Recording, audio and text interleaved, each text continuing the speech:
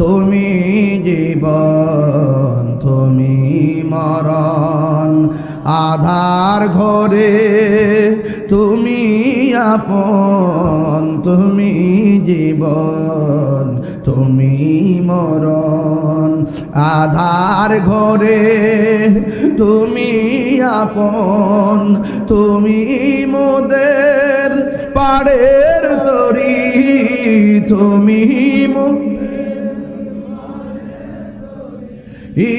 তুমি নিদানে তোরানে ওয়ালা, ইয়া রাসূলুল্লাহ ইয়া হাবিবাল্লাহ, ইয়া রাসূলুল্লাহ ইয়া হাবিবাল্লাহ, ইয়া রাসূলুল্লাহ। আমার নিজের হাতের লেখা গজল, 3 বছর হয়েছে গজলটা, অনেক লোক এটা শুনছে, ঠিক না?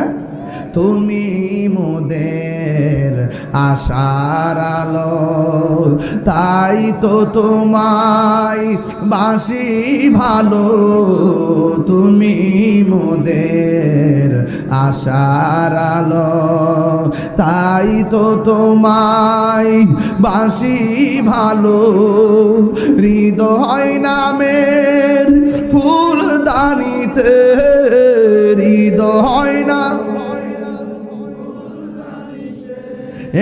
গেতে রেখেছি প্রেমের মালা, ইয়া রাসূলুল্লাহ ইয়া হাবিবাল্লাহ, ইয়া রাসূলুল্লাহ ইয়া হাবিবাল্লাহ, ইয়া রাসূলুল্লাহ।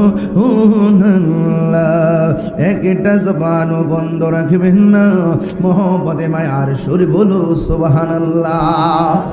ও বন্ধু, আল্লাহ বলে মিনহা নুখরিজুকুম তারাতান উখরা, একদিন এমন একটা সময় হবে রে, এই কবর থেকে মানুষ ওইটা হাসরের ময়দানে একত্রিত হবে, যাররা যাররা পরিমাণ যেই ময়দানে হিসাব হবে, ওই ময়দানের নাম হলো হাসরের ময়দান। জোরে কনা ঠিক কিনা?